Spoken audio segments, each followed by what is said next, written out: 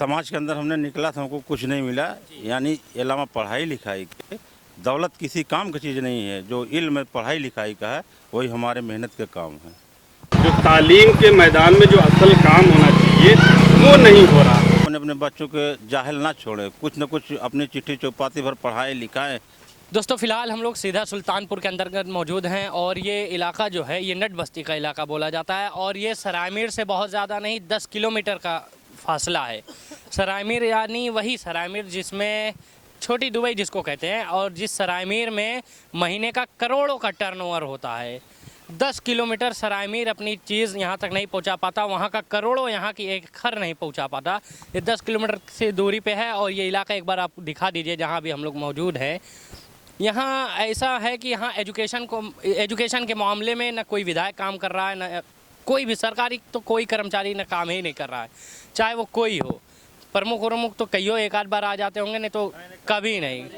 पूरा गारंटीड बोल रहा हूँ, जो बोल रहा हूँ गारंटीड बोल रहा हूँ, ये नहीं कि ये वो नहीं, जो बोल रहा हूँ गारंटीड बोल रहा हूँ। जिसको बुरा लग रहा है लगने दो, बात मेरी सुनिए। अभी देखिए एजुकेशन के मामले में आप नहीं काम कर रहे हैं, जानते हैं काहे कि आप खुद पढ़े लिखे नहीं हैं। जब आप खुद पढ़े लिखे होते तो आप एजुकेशन की जानते कि कितनी ताकत है एजुकेशन को लेकर। देखिए अभी जिस इलाके में मैं मौजूद हूँ, पहले चाचा आपसे बात करते हैं, क्या नाम है आपके? मेरा नाम पुराने में हंसू नाम रहा है, फिर नए में हमीद। हाँ, नया पुराना क्या हंसू चला। दो मुस्लिम दो नाम रहता है ना। हाँ, हंसू। अभी ये बताइए आप पढ़े लिखे हैं? नहीं साहब, कुछ नहीं, हम बाप दादा नहीं। बाप दादा से पहले पढ़े लिखे थे? नहीं, कोई नहीं था। अभी जो आपके ये बच्चे हैं ये सब पढ़े लिखे हैं, सही है कि नहीं? सही है बाबू, सही है। सही है। हाँ। अब मान लीजिए ये आज पढ़ने की शुरुआत कर रहे हैं, इनके आने वाले बच्चे कहीं ना कहीं आपको कलेक्टर और डीएम बनते मिलेंगे कि नहीं? मिलेंगे ना।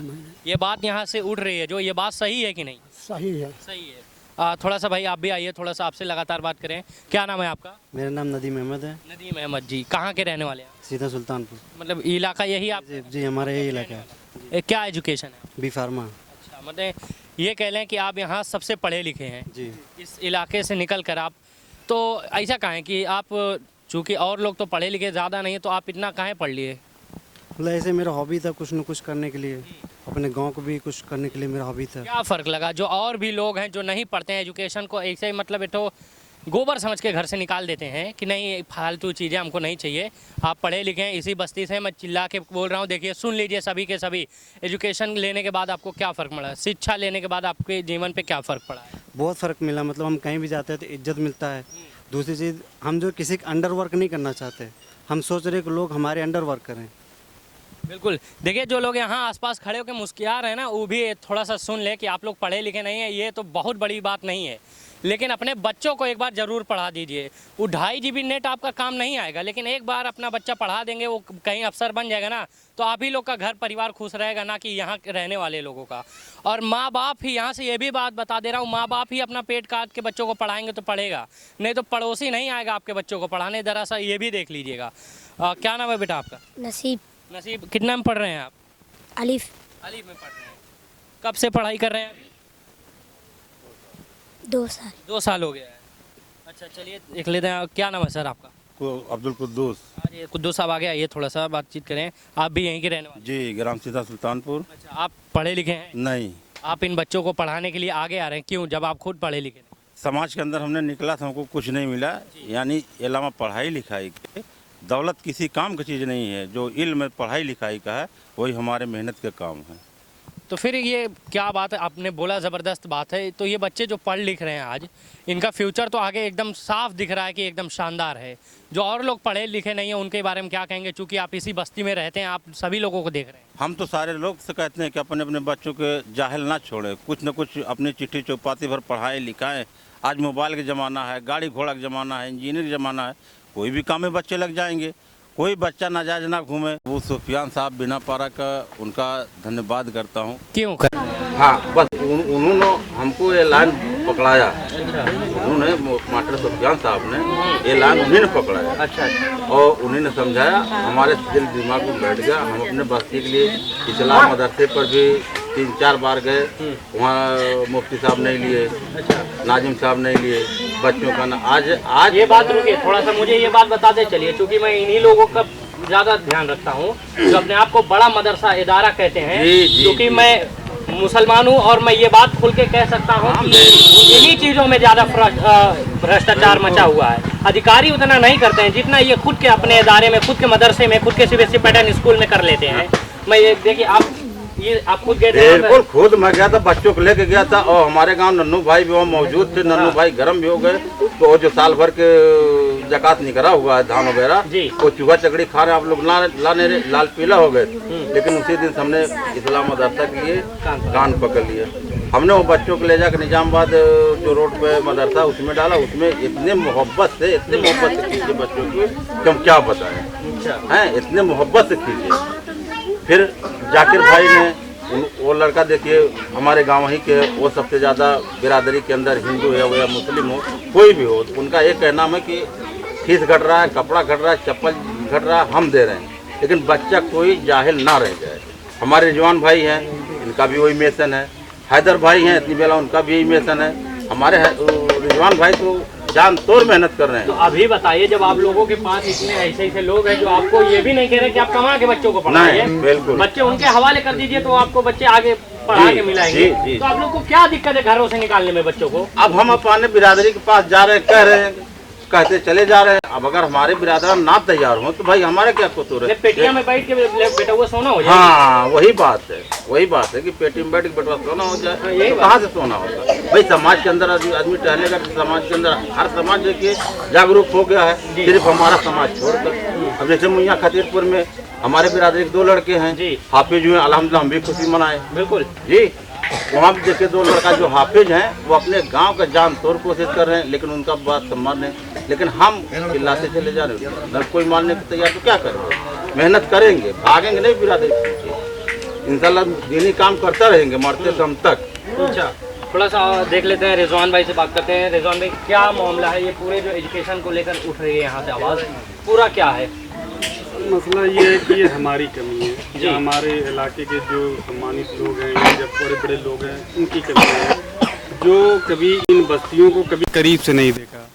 मैंने तो जब से अपने गांव का मकतब शुरू किया है, 2015 में वो बन के शुरू हुआ था, 2016 से हम यहाँ काम कर रहे हैं। मैंने कुद्दूस भाई हैं, अनीस भाई हैं, यहाँ परवेज़, सारे लोगों से मैंने कहा कि यार इस बस्ती का बहुत बुरा हाल है, ये छोटे छोटे बच्चे, इनकी ज़िंदगियाँ बर्बाद हो रही है, तो आप लोग अपने बच्चों को निकाल के सिर्फ हमारे यहाँ तक पहुँचा दीजिए।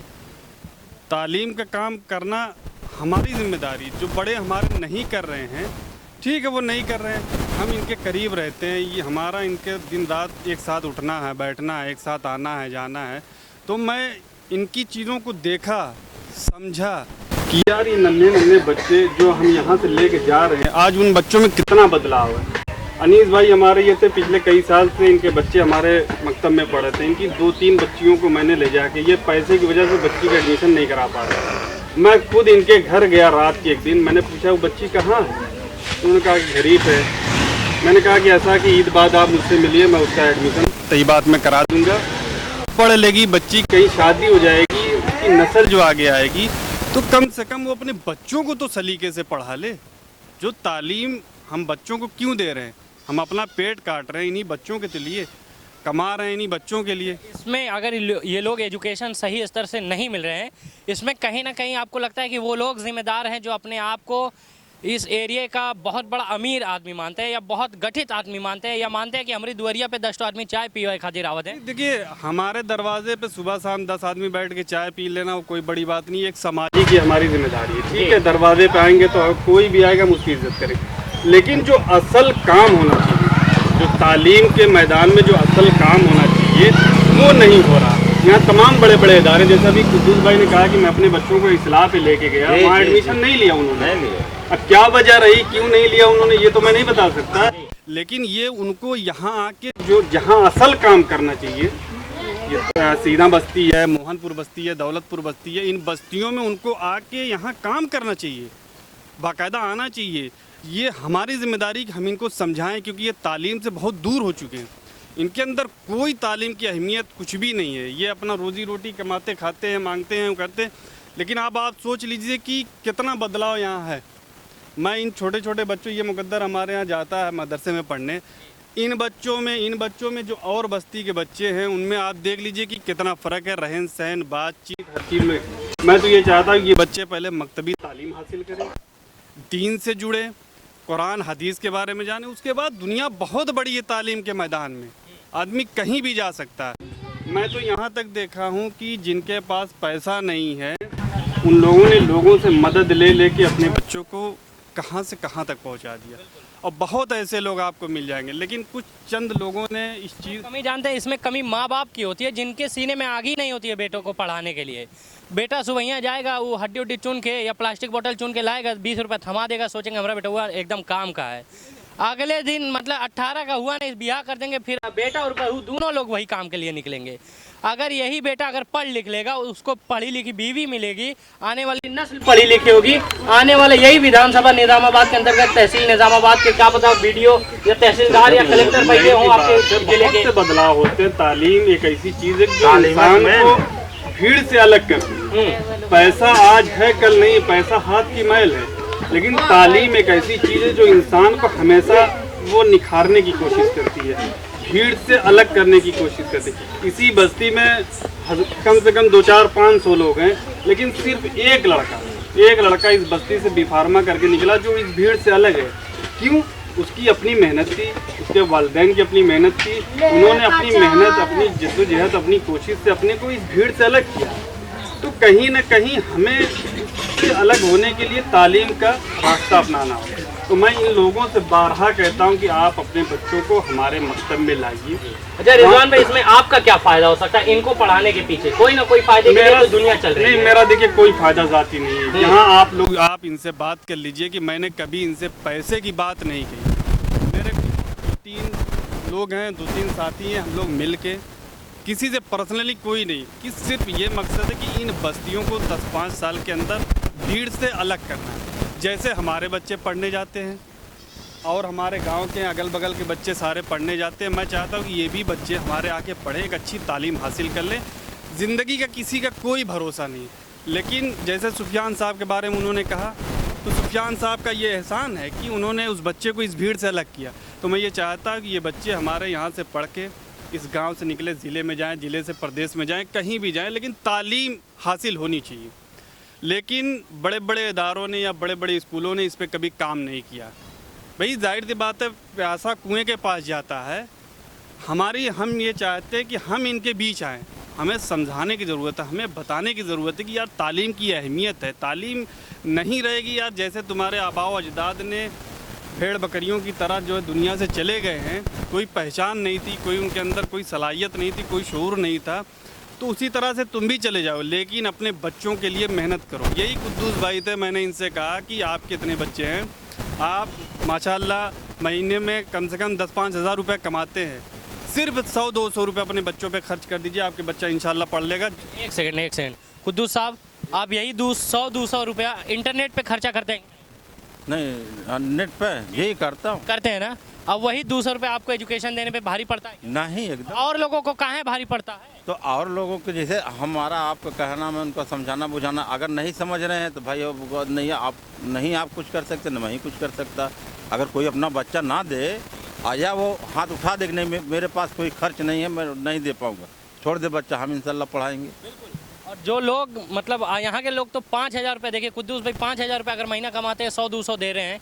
जो लोग यहाँ के एरिया में प्रतिष्ठित माने जाते हैं, चाहे वो किसी भी काम के हों, कैसे भी कमाई कर रहे हो, अगर वो अपनी कमाई का 1% भी दे दे, जो 1-2 लाख करोड़ों की अर्निंग करते हैं, मुझे मालूम है, इसी इलाके का हूँ मैं, 1 रुपया अगर आप यहाँ से डोनेट करें तो आप ये शान से एक नींद तो सो सकते हैं, इतना मैं लिखित दे सकता हूँ। और थोड़ा सा और लोगों से भी बात करते हैं। क्या नाम है सर आपका? अनीस अहमद। कहाँ के रहने वाले हैं? दौलतपुर। आपके बच्चे पढ़ लिख रहे हैं कि नहीं? यहाँ पढ़ रहे हैं। पढ़ लिख रहे हैं। आप पढ़े लिखे हैं? नहीं।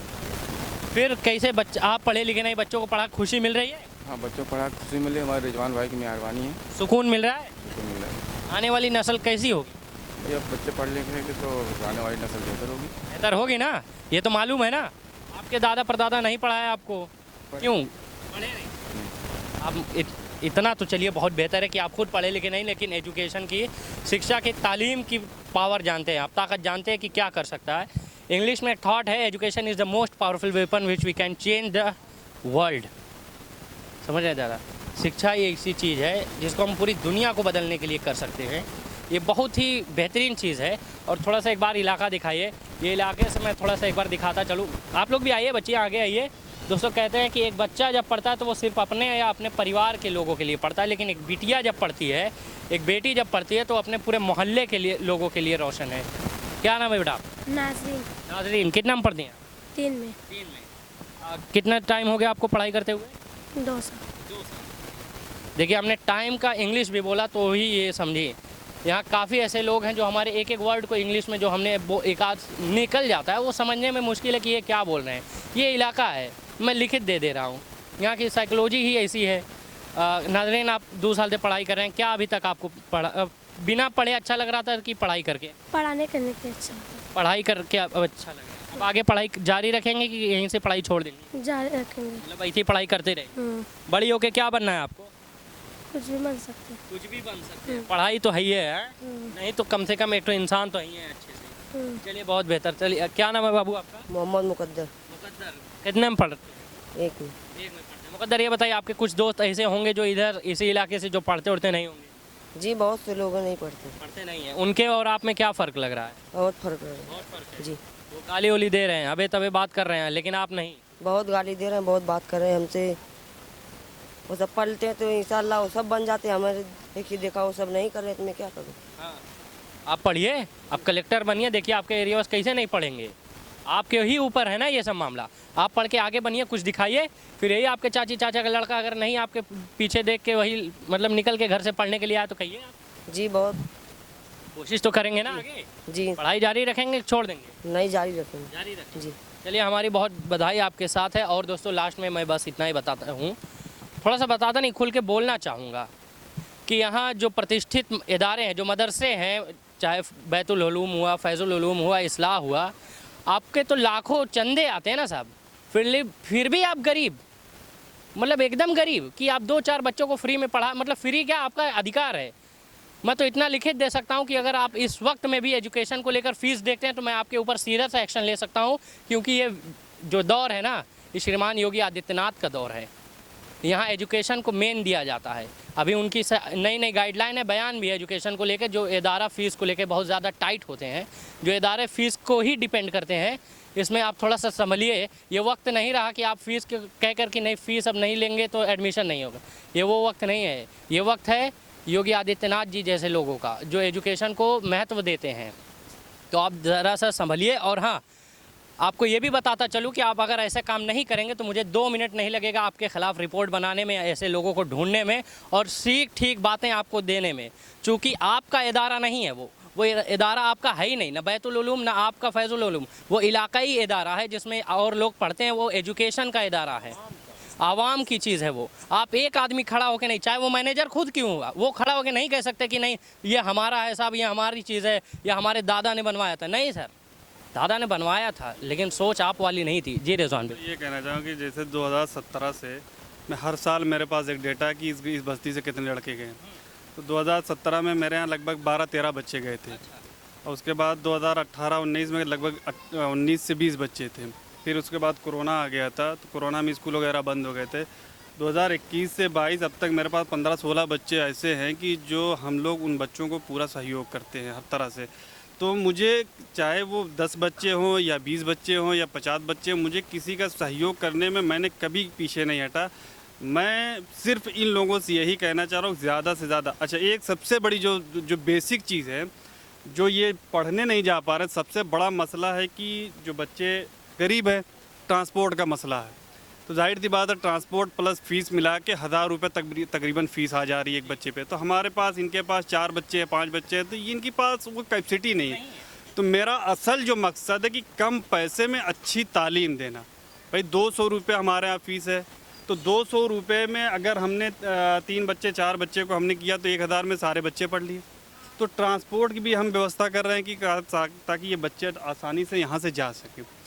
तो जो असल मकसद होना चाहिए कि कम पैसे में अच्छी तालीम इन बच्चों को दे के शिक्षित बनाना है। क्योंकि अगर ये पैसे की वजह से नहीं पढ़ पा रहे हैं तो हमारी बहुत बड़ी बदकिस्मती कि ये हमारा अपना इलाका है, ये हमारे अपने लोग हैं।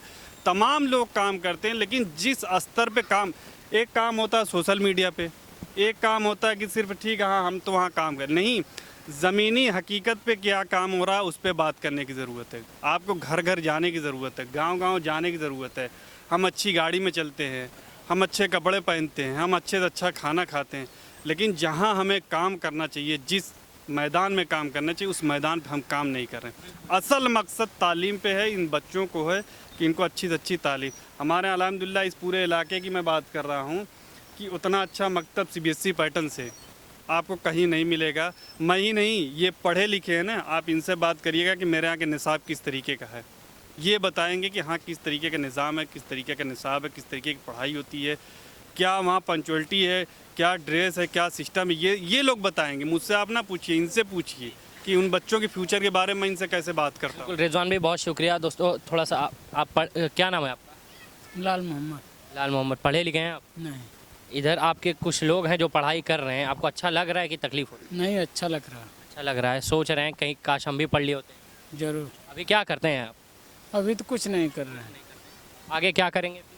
आगे क्या करेंगे? कुछ नहीं करेंगे। जब पढ़े लिखे नहीं हैं, आगे आपका अभी तो मान लीजिए कुछ करके काम चल जा रहा है, आगे वो वाला वक्त नहीं रहेगा। इस बात को ज़रा अभी समझिए। आप नहीं तो आने वाली पीढ़ी को पढ़ाइए, नहीं है तो 100-200 रुपये ऐसे मकतबों में जाके दे दीजिए कि बच्चे जो हैं हमारी तरफ से गरीब पढ़ा दीजिए, कि जो हमको सुकून मिले। हम पढ़े लिखे नहीं हो तो क्या हुआ, और लोग तो पढ़ लिख लें, है कि नहीं? जरूर। ये कोशिश जारी रखिए। और दोस्तों थोड़ा सा आ जाइए किसी का, आइए थोड़ा सा बातचीत करते रहें। क्या नाम है आपका? मारूफ। मारूफ भाई, कहाँ के रहने वाले? सीधा सुल्तानपुर। यहीं के रहने वाले हैं। पढ़े लिखे हैं? नहीं सर। बच्चे पढ़े लिखे हैं? बच्चे एक पढ़ रहा है, एक बच्चा पढ़ रहा है ना, मतलब पढ़ा लिखा हो गया। अब एक दिन क्लास में बैठा मतलब पढ़ा लिखा हो गया। आने वाली उसकी पुस्त भी पढ़ी लिखी कही जाएगी। आप काहे नहीं पढ़ पाइए, ज़रा बताएंगे? बच्चा रहे भैया, ना पढ़ पाए, मांगत खाते रहे, वहीं भुलाई गए। अच्छा, पहले मांगते थे घर जाकर, मैंने भीख मांगते थे? जी सर। और उसके बाद भी पढ़ लिख नहीं पाए? उसके बाद कुश्ती लड़ते थे। अच्छा, कैसी कुश्ती? वह लड़ाई। अच्छा, किससे लड़ते थे? दुनिया से जैसे लड़ा थे सब वैसे कुश्ती लड़ते थे। मतलब पहलवानी करते थे? हाँ, पहलवानी।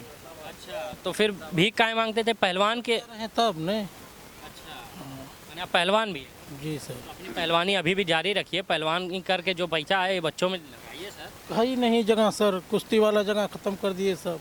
अपनी कहीं ना कहीं ऐसे लोग देखिए, आपको कहीं नहीं, ऐसा नहीं है कि ख़त्म हो जाएंगे। रिजवान भाई जैसे अच्छे लोग, अच्छे दिल के लोग आपको हर जगह मिलेंगे, जो आपको ऐसी छोटी मोटी ज़मीन है। आप देखिए पहलवान है, यही चीज़ है। रिजवान भाई मैं अभी आपको बता रहा था कि ऐसे न जाने कितने लोग हैं जिनके पास टैलेंट है, वो यहीं रह जाते हैं, आगे नहीं बढ़ते हैं। तो आप अपने टैलेंट को, पहलवानी अच्छी जानते हैं आप? जी सर। कितना खेले थे आप? बहुत खेले, जब तक खेलता बना तब तक खेले, जब अखाड़ा बंद हो गया कहानी खत्म। सब जोत बोलिए, सब अखाड़ा बंद। कुछ अवार्ड वार्ड मिला, निशानी? नहीं, कुछ नहीं सर, बस हुई 1000, 500, 1500, 1400, 500, 400, 300। कब की बात है ये? बस ये 15 साल पहले की, 20 साल तक ले। ये साल, अरे तो 2000 पहले की बात है। तो हम खुद नहीं रहे, हम आपके कहाँ बताएं। तो वो वक्त अलग था, अभी ये वक्त जो है ना, हम लोग के शौक है ना बच्चे को लड़ाना पढ़ाना, हम लोग के शौक। बच्चे को पढ़ाइए, पढ़ जब लेकर लड़ाइए, लड़ जब लेकर नेशनल चैंपियन में भेजिए। आपका अगर बच्चों यहाँ से नेशनल हो जाएगा, एक बार कहीं ना कहीं DM खुद निरीक्षण करने आएंगे कि हाँ क्या है। आप ही के बच्चों से ये पूरी सोसाइटी बन सकती है। सर देख रहे हैं ना, यही बता रहा हूँ खड़े होकर कि आप ही का बच्चा अगर नेशनल चैंपियन बन गया, आपको तो ले जाइए करेगा बड़े मकान में रहने के लिए, 4 नौकर आगे पीछे। लेकिन और भी लोग जो यहाँ से पढ़े लिखेंगे वो भी यही करेंगे, खुद बैठ जाएंगे लेकिन 4 नौकर आगे पीछे लग जाएंगे। तो पढ़े लिखे ऐसे लोग होते हैं। अब ऐसे आप खुद भीख मांग लिए, अपना खुद लड़ लिए, ऐसे सर जिंदगी कटती है। बच्चे को पढ़ा रहे हैं सर। पढ़ाइए, खत्म मत करिए। 2 वक्त खाइए खाना, एक का वक्त खाइए, एक दिन खाइए मत कीजिए, फिर से मर नहीं जाएंगे एक दिन। लेकिन पढ़ाई अगर नहीं करें तो जीते जी मर जाएंगे। नहीं, पढ़ाई जरूरी सर, बिल्कुल डेट में पढ़ाई जरूरी सर है। जान रहे हैं नहीं? जी सर। देखिए हम ही हैं, पढ़े लिखे हैं ना, आप लोगों से पूछ रहे हैं, समाज में आगे खड़े हैं। रिजवान भाई लोग हैं, पढ़े लिखे लोग हैं, आगे खड़े हैं, ये पीछे नहीं है। अगर हम लोग भी अगर नहीं पढ़ते ना, हम लोग भी कहीं अपने गांव के किसी कोने में खेत में आज फरवर मार रहे होते। सही सर, सही। एक वक्त चल रहा है ना, जो धान उन कटाई उठाई का, अब तक वहीं में लगे होते। लेकिन ये है कि सही सही, अब वहाँ लोगों को लगा दिया। पढ़े लिखे लोग हैं, अपना समय जानते हैं, वहाँ को लोग काम करने वाला काम कर रहे हैं। दोनों काम हो रहा है। पढ़े लिखे लोगों की यही पहचान है सर। आप आगे पढ़िए, हम अपनी जो भी उम्मीदें हैं यहाँ से दे सकते हैं। बहुत बहुत शुक्रिया आपका देखने के लिए ज़िया न्यूज़।